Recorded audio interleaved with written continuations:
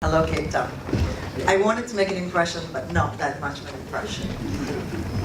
It's fantastic to be here. Theo and Iggy and everybody from South Africa has been really welcoming, and it is true. I've been here a couple of days.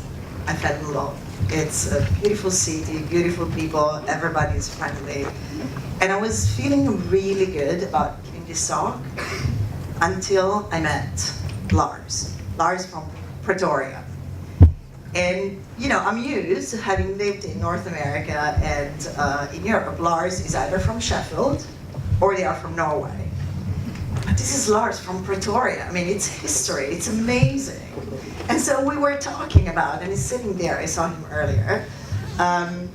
We were talking about what he did and what I do, and he was perfectly lovely until he said, oh yeah, speakers that put transitions in their slides, those are all gimmicks.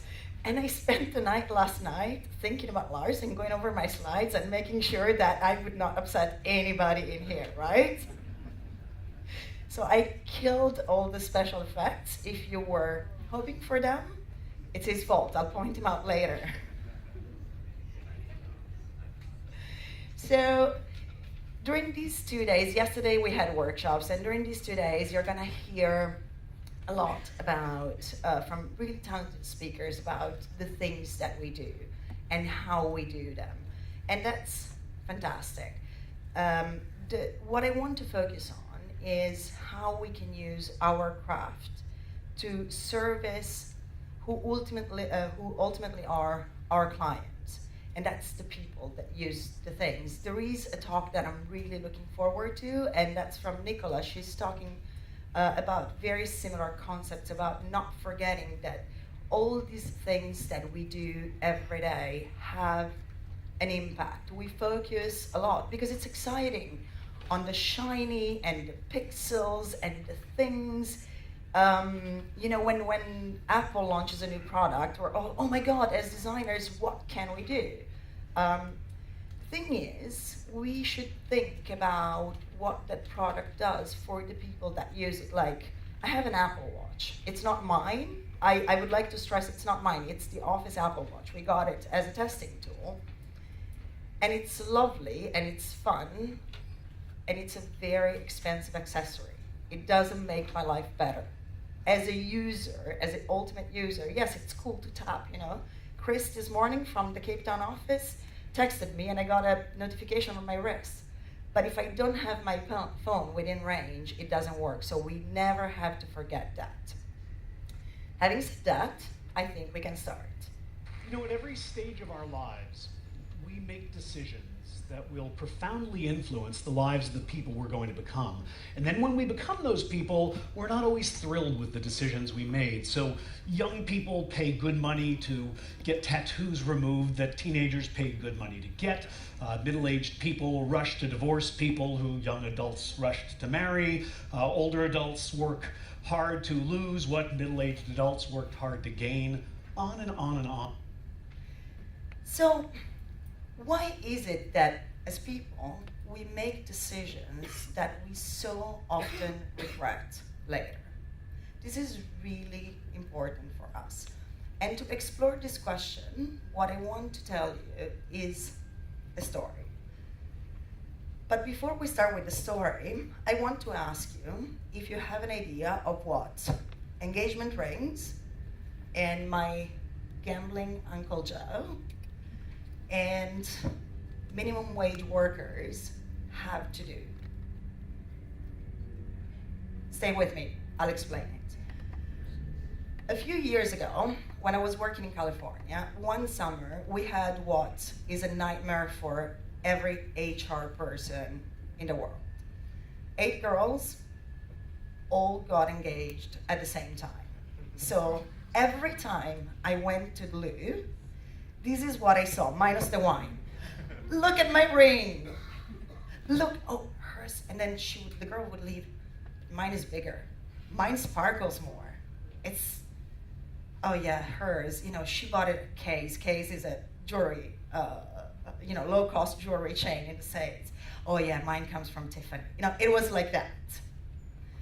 And the thing is that I did, a poll in our London office, and I asked the question to women: do you expect, if you have been proposed to, or if you're in a serious relationship, do you expect to receive a ring, or did you get a ring? And everybody was like, yes, of course. Like, it's mandatory. And not only it is mandatory to give a ring, it is mandatory that it costs 2 months of your salary. So I asked the guys the same question, right? And with the exception of 1 or 2 people, everybody said, yeah, man, I have to go and buy a ring, right? I wouldn't dream of having a proposal without a ring. And it's not any ring. Most rings have diamonds on them. And there is this huge market around diamonds. The thing is that the diamond as a token of love is a fairly bizarre concept. Diamond is, mineral. It's just by chance that the earth compressed minerals and gases, etc., and out came stones that are sparkly and get cut, and there is a huge market. And the truth is that historically, diamonds were precious because they were so rare. And they were rare because they weren't found in very many places. And of course, being South African, that at some point, huge reserves of diamonds were found right here in the River Orange, and that's when things started going a little crazy. So there were all these diamonds, and there was this rush to, mining diamonds and polishing and selling them. And this was the 1800s, right? So there wasn't a chance for everybody. Travel was very difficult. People flocked down to South Africa. And of course, where there is a business, there are business interests and businessmen. And the problem is that where diamonds were rare and they were a commodity, once they became so popular, and there were so many of them, they became a commodity. And the people that had made the huge investments into finding diamonds and mining them and polishing them and selling them, they found themselves in a situation like this. The market was flooded. So I'm sure you're familiar with the history of diamonds. In 1888, all the major players came together and decided that they had to control how diamonds were distributed. By doing that, they would control the perception that people had of diamonds as something still very rare. And this is how the De Beers cartel was born in 1888, between here and London. So the interesting thing is that even as they doled diamonds out, people still weren't mining them. At the beginning of the century, post-war, even in America, where the American dream was starting and money was coming, women, they didn't want diamonds. They wanted a washing machine. They wanted the electric kitchen that they saw on TV. What is a diamond gonna do for me, right? Is it gonna do my dishes? Nope. Is it gonna cook dinner? Nope. And so the cartel did what everybody does. They found themselves a marketing agency, except they were called ad agencies at the time. And this woman, her name is Frances Gerety, is the person who is single-handedly responsible for you having to buy diamond rings today. She came up with this sentence: a diamond is forever, like your love, right? Because marriages don't dissolve. But a diamond is forever. So the thing was that they wanted to make sure that not only people bought diamonds, but also that people kept diamonds. And the logic behind keeping diamonds was that, so we have a ton of rocks and they're stashed away, and we're not telling people that these rocks are here because we want them to pay a premium for them.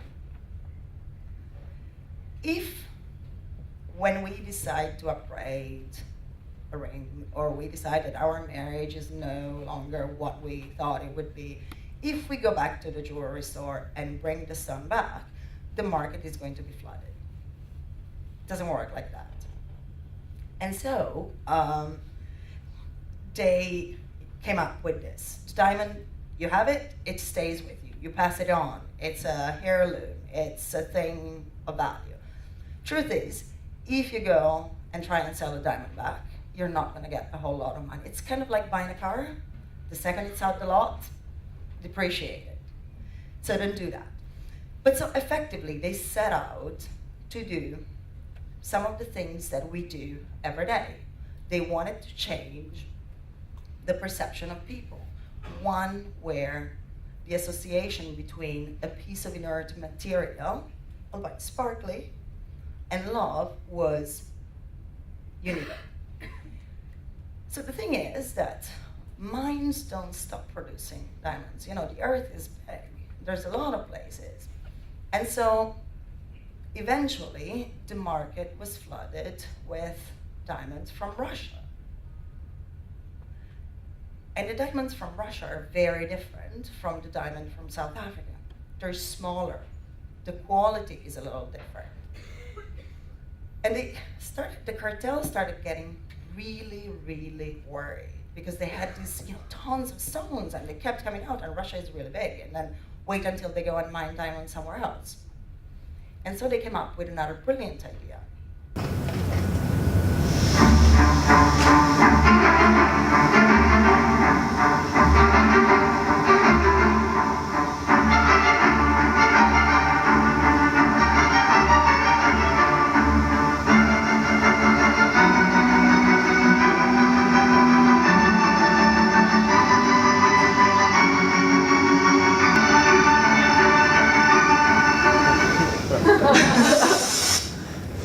And on and on and on and on. And so now there are eternity rings, there are push rings for when you push out a baby.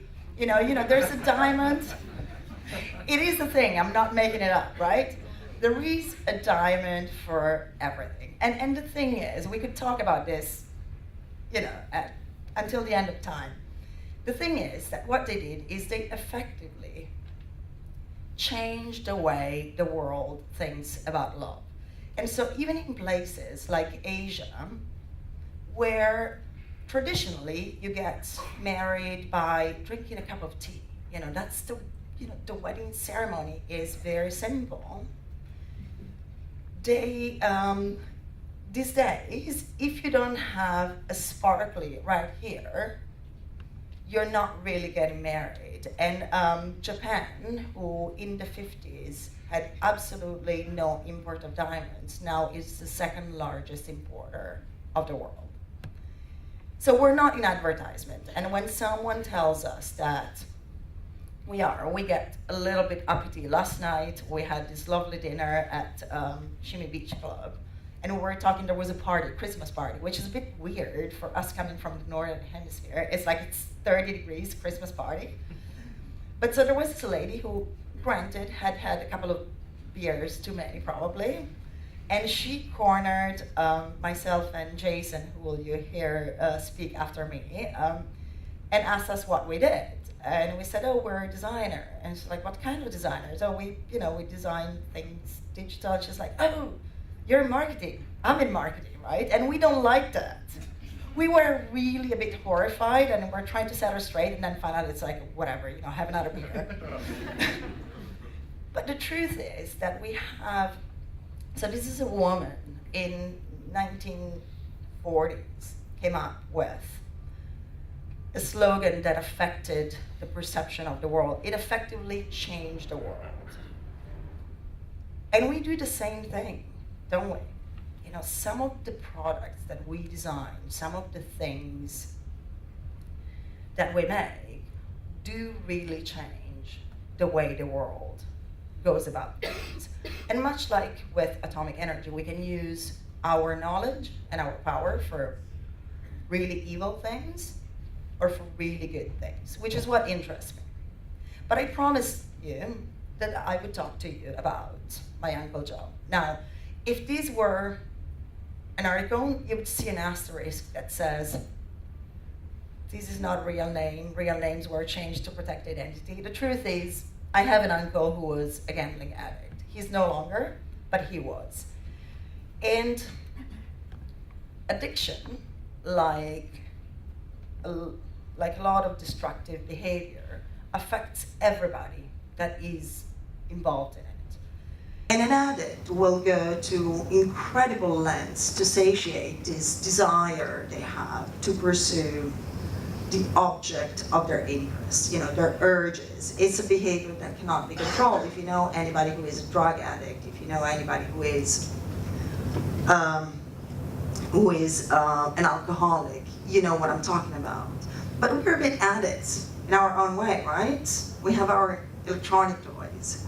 I'm sure it's happened, I know it's happened to me. My kids on occasion are like, Mom, you're always on your phone. And right, it is a mild form. It's fear of missing out, right? We're with our devices and our screens. But so going back to my uncle and his behavior, his urge was so great that the people around him had to learn to cope with what was going on. So I have 2 cousins from that uncle, and what my aunt would do whenever his salary came in, she would immediately take up the money to cover for the house and the bills, etc., etc. But truth is, he would always find it, and so eventually the whole family was involved into supporting that until my parents and their siblings decided to stage what now we call an intervention. And probably not as refined as the things that are done right now, but effectively they told him, you've got to stop. And they've sent him to a place like this, except it didn't look anything like this. But I'd like to imagine that it was a nice place, right? So this is civilized enough. And it was a rehab, effectively. Rehab clinic, and what they do in these places is they employ something that is called a technique that's called behavioral modification therapy. And it's all about, behavioral modification therapy is all about breaking the cycle of the behavior you want to change. And you can do it in many different ways. The thing is, as a designer, we apply a lot of the same techniques that behavioral therapists, so we do what is considered what we call behavioral design to get people to do the things that we want them to do. So sometimes it's breaking an old habit, or sometimes it's making a new one. If you think about, for instance, when you check your email on your phone, swiping, while it is not properly a behavior, it's something that we have artificially created. In the real world, we don't swipe, really. I mean, we flip the pages of a book, maybe, but we don't swipe to erase. On our screens, we do that. And it's so, these behaviors that we've taught people are so ingrained that a few weeks back, I went to a farmer's market. And my youngest daughter was pulling me around, and she was telling me, Mama, there's this gentleman that has really nice cards. And actually it turns out that the cards, it was like Christmas cards and things like that, homemade. And he has a project where he benefits some populations here in Southern Africa as a continent, not as a country. So it's fabrics that are cut and pasted on fabrics, and he had a book with printed photos where he was showing people the village and the women that work on these fabrics that then get put on the cards, and he was talking about how the work that they're doing in the village. And it was kind of quaint. When's the last time you saw a binder or a photo album with printed photos? When the last time you went to a photo lab, right? But the interesting thing is that I'm crouching there and I'm flipping through the pages, and I asked the man, what are those bangles, those plastic things that these women have on their arms? And he's like, oh, it's a tribal thing. And it's like, yeah, he flips through the photos, and then he starts going like this, trying to zoom on a physical photo, right? We are so used, and then we looked at each other and we started laughing. But we are so used to these kinds of behavior because we've changed them effectively. So when it comes to behavioral design or behavioral modification, one of the foremost authorities is this guy. He's Israeli, his name is Nir Eyal. He's written a book that's fantastic. It's called Hooked. And he talks about changing behavior in order to create affinity for products or brands. But essentially what it talks about, and this is where I break out my green laser pointer, which I love, he essentially breaks it out in do behaviors, so forming automatic responsive, or don't behaviors, breaking automatic responses. So it's like when you have a beer and you put it down, don't automatically order a new one, right? And then he talks about how much self-control it takes to generate those do and don'ts automatic responses. And in the case of an addict, it's a don't, but it requires very high self-control. The tragedy, I mean, this is all true. We all know that this is true. The tragedy and the flaw of behavioral therapy is that addiction, like other reward type of behaviors, triggers a neurological response. And so our body puts up a fight, literally a fight, in order to continue satisfying those cravings and enabling us to experience satisfaction. Which, as I said, is a tragedy. It makes it really difficult, but it's also a phenomenal opportunity. And that's why everybody all of a sudden wants to mess with your head, because everybody has something at stake. So, as designers, we want to change people's habits as well. And in the case of my uncle, the designer of that particular type of behavioral modification activities were very successful. Now he does topiary. He didn't do this with horses, but he does really cool stuff. But in the case of our users, how do we go about that? And we'll get to that point. I promised I would also talk to you about low-income and minimum wage workers to tie the story. About this photo, this makes me really proud. It's probably the first local word I've learned, bucky, which is, it's crazy. I saw these people, I was having a drink with Chris. It's like, what are these people? Is that even legal? It's like, well, that's a bucky. If you want to know what a bucky means in my household, I'll tell you later. But so, we live in a world where we are privileged. You know, we have education, we have a profession, we have tools, we can make choices. But not everybody has the same type of privilege we have. You know, I'm really lucky. I've traveled everywhere. I'm here. It's gorgeous. I see this thing, I meet people. You guys the same, you know, you've traveled everywhere. You can decide tomorrow you don't want to be a designer or a coder or the profession you are. You can do something else. You have the tools on the way. But people that are in this situation, people that are stuck living in social housing or in residential hotels, what choices do they have? Imagine not having the job and the salary that you have. Imagine being forced in 2-3 minimum wage jobs. You wake up at 4 in the morning to go work in someone else's house or in a hotel. And then you know it's not enough to feed your kids or buy them school uniforms. And it's not enough to do that. And so you take a second job and you go work at a fast food restaurant. Or maybe, and that isn't enough. And you have to rely on benefits. And even the benefits aren't enough, right? And so you have to rely on loans. And you go to websites like these. And it's cool because, you know, they give you, it's unsecured, you know, you don't really need to own anything. But if you look at the numbers, it's terrifying. So this is a loan for 30 days. You borrow 1,500 rand. That's not a lot to us.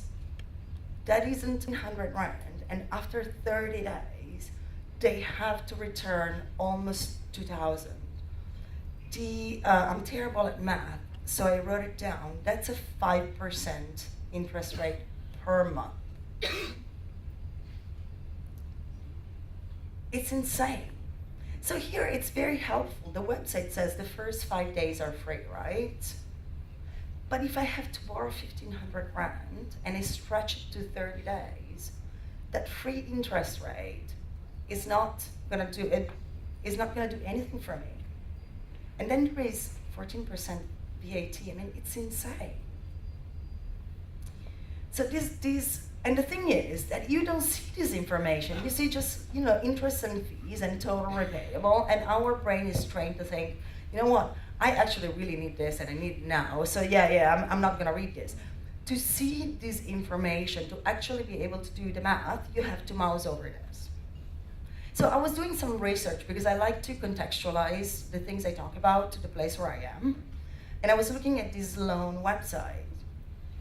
And one of the things that I was telling myself was also, it's really cool. Design is super, super advanced here in South Africa.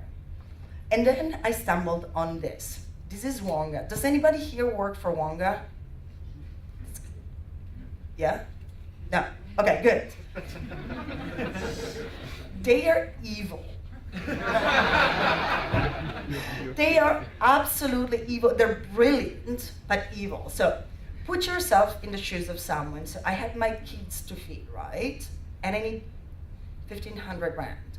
And I get here, there's not the brand, but it's beautifully designed, and I instantly feel a little better. Hey, I'm playing with the real boys here. But I really need that money. And so I didn't get a whole lot of information. I said, quick and easy. 93% say that they will definitely use Wonga again. Must be good, right? But then you read of our South African customers. So what about the ones in Namibia? What about the ones? But if you're in a rush, you're not gonna read this, right? You're gonna say, apply now, bang. Is Wonga right for me? There's no question mark.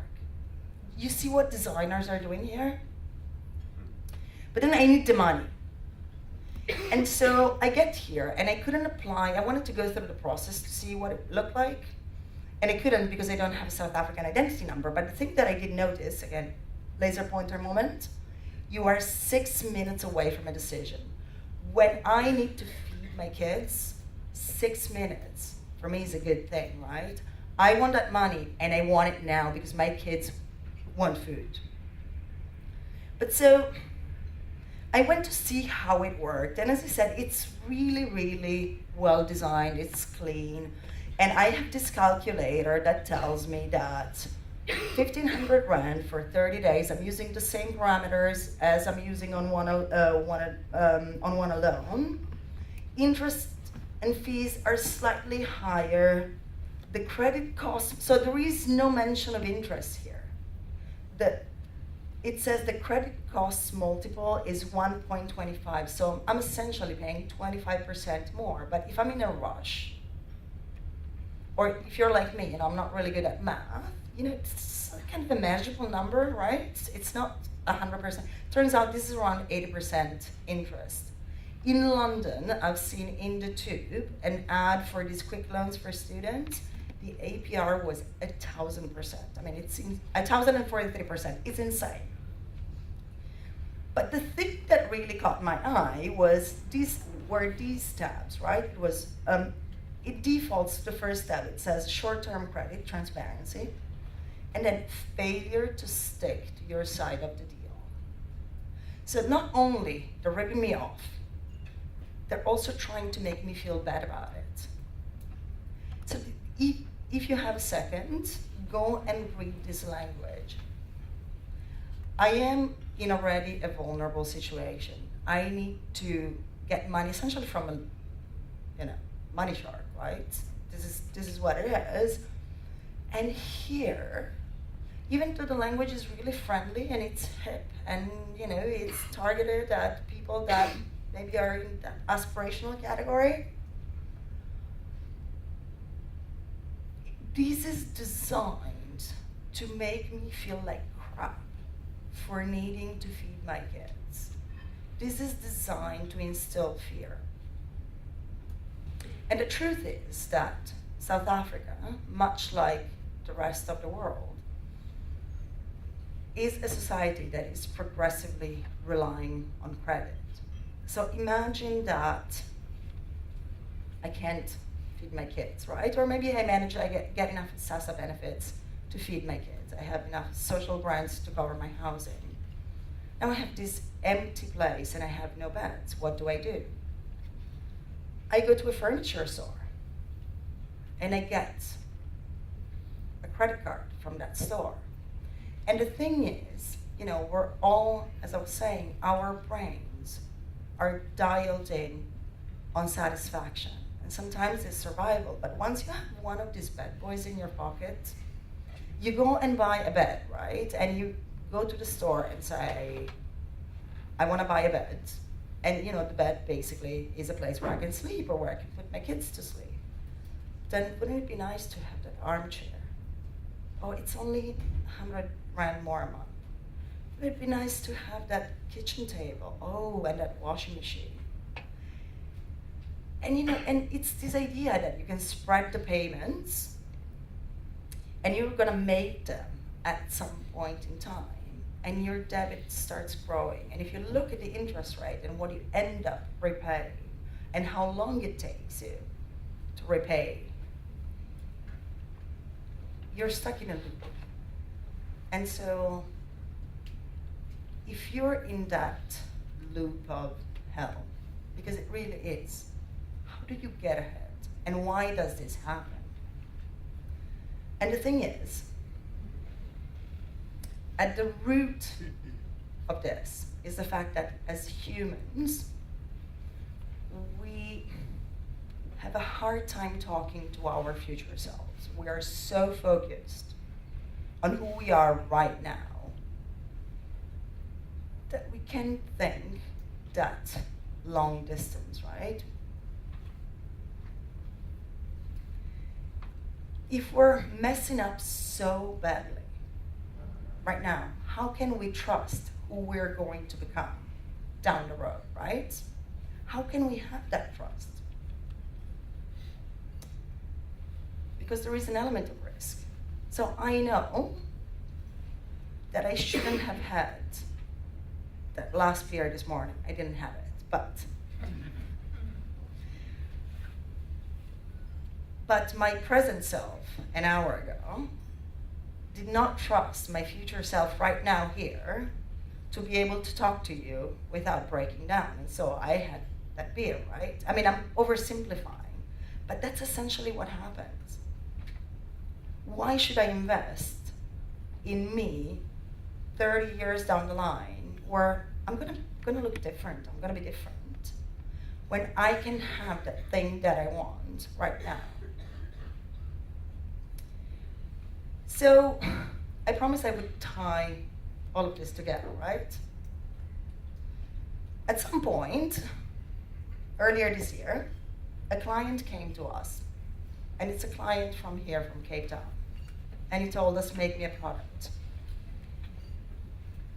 He actually was more articulate than that, but that was the sense. And the product he was talking about, sorry Lars, it's the only transition I have.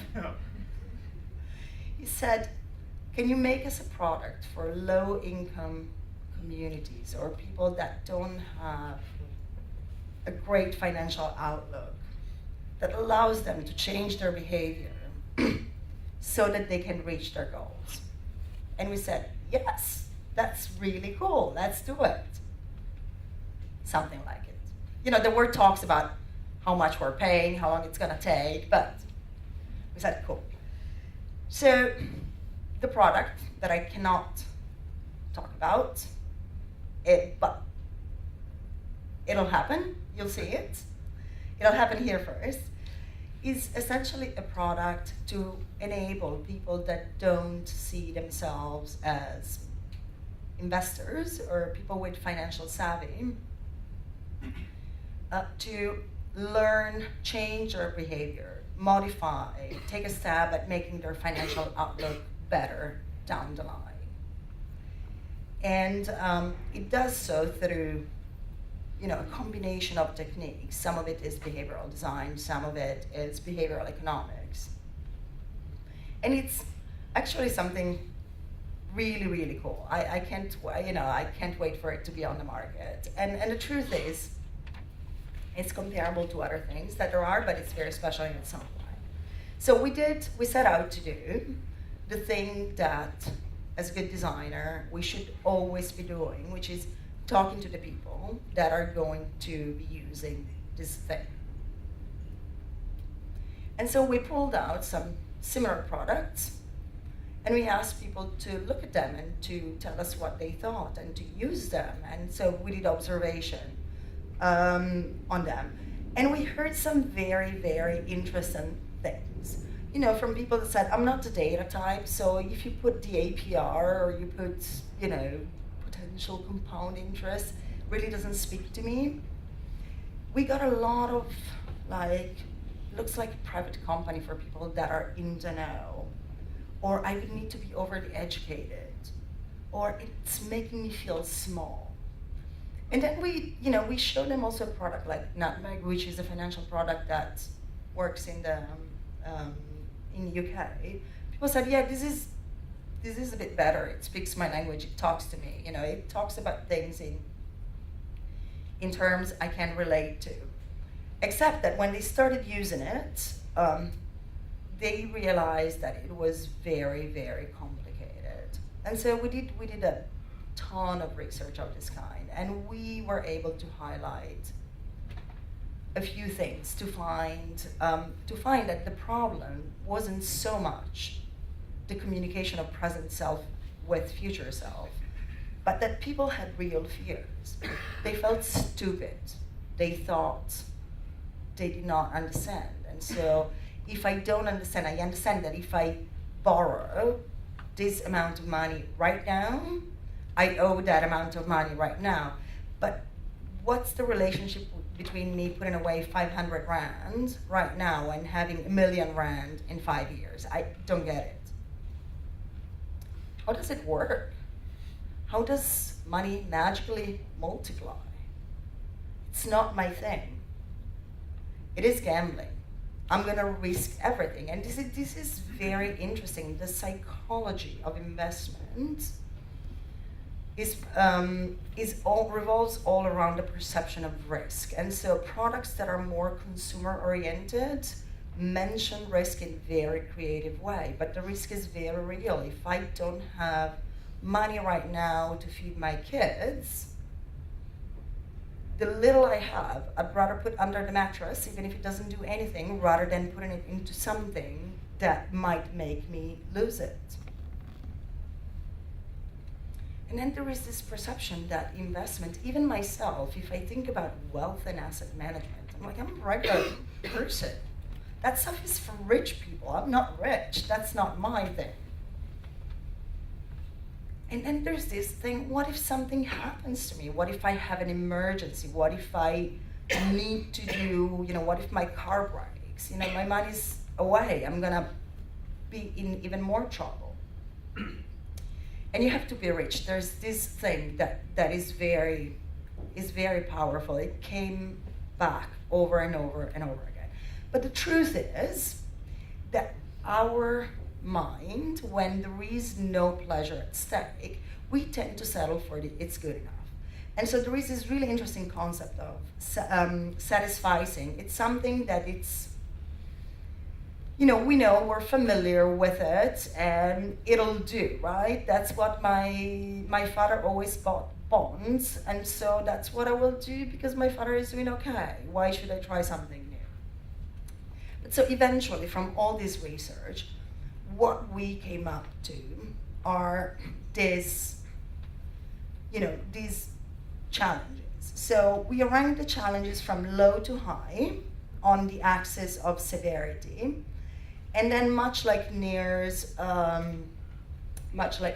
diagram, on the challenge difficulty scale from low to high in the effort to address. And the thing is, so these are low emotion and high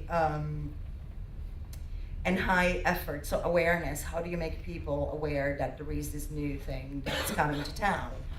A lot of people feel very strongly about investing in people that they, in people and things and funds that they believe in. I want to invest only in companies that actually are environmentally conscious.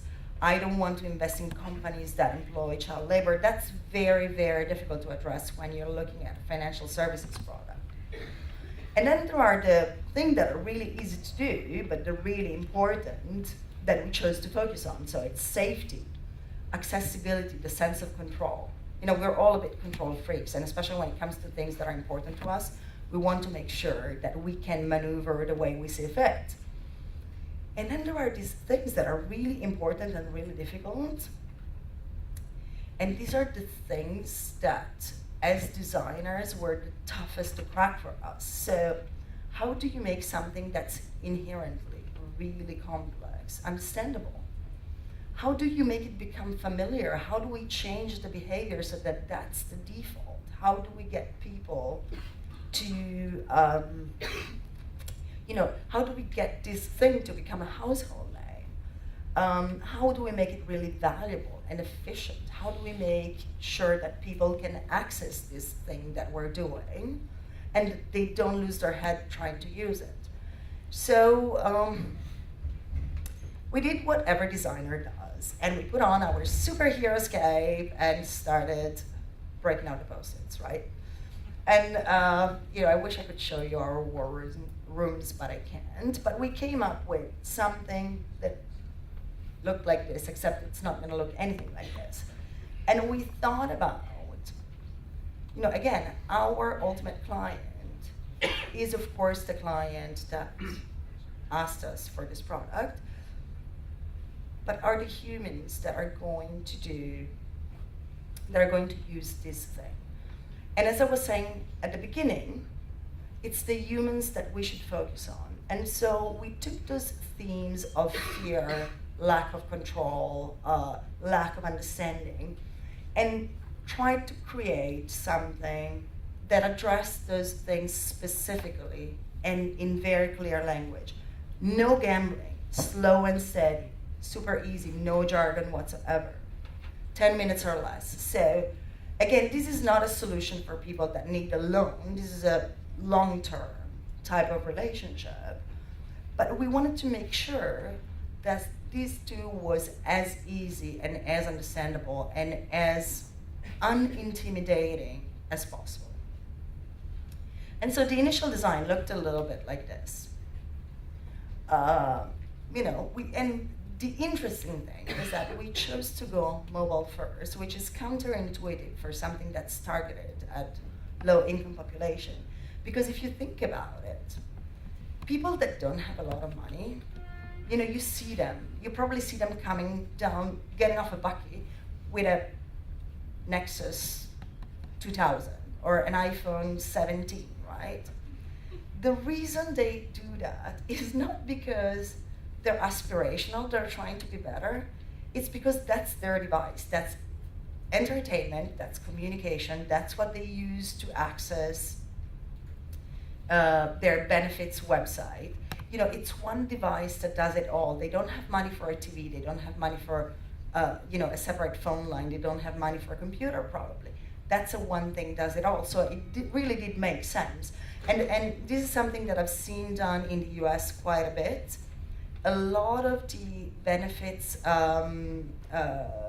or social grants, as you call them here, entities decide to go mobile first or straight to app because that's what low-income people tend to have. But so in this case, what we focused on, this is what I'll show you the initial design, is the language, talking to people in the language that they understand. And while we were looking at language issues, which is a mega passion of mine, we came to realize something, that when you talk about an activity for the future, language has a huge importance, not just in terms of making things understandable, but because the language you speak directly influences the way you think about your future self, the way you make that connection between today and tomorrow. And so this all has to do with the way the language, the primary language you speak, deals with the future tense. So there are languages like English, where the future tense is very strong. It's called FTR, future tense relationship. So in English we say, I will buy a house. The sense of future is very clear. In Chinese, on the other hand, the sense of time is given by the context. The future tense relationship is very weak. It's they say, I buy house. And then the rest of the sentence tells you when I plan to do that. But the thing is, that way, because there is no future in the language that Chinese people speak, the divide between present self and future self is much smaller. So I see myself, my future is part of who I am right now. And I end up saving a lot more money. So we took this into account as we were writing the initial copy for this thing, to make sure that we shorten that distance. We break that gap between present self and future self of the person who's gonna have to commit to using this thing. Now, as you know, in business, there are NDAs. Here in South Africa, I hear NDAs are crazy. Like everybody's swapping NDAs even to say hi, right? So I wish I could tell you more and show you more of this, but I think you're gonna have to wait for the launch. But I'll give you the 2 rules for success. Never reveal everything you know. So instead of giving you, breaking the NDA on this product, I will share one of the things that we did use when we were designing this thing. These behavioral change strategy cards are a free resource. We didn't create it at Tobias and Tobias. It's a free resource that you can find on the internet, but essentially it's a deck of cards that you can print that break strategy into these 5 areas. Make it personal.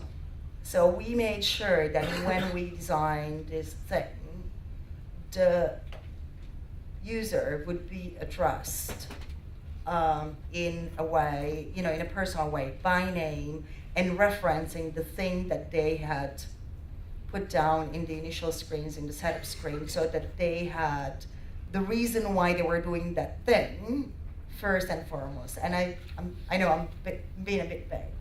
Tip the scales, make it a bit different, look outside of the box, think about a different type of perspective. Think about craft a journey, think about the entire life cycle. Don't focus, as I was saying earlier, don't focus on the shiny. This is a shiny piece of plastic. Think about the journey.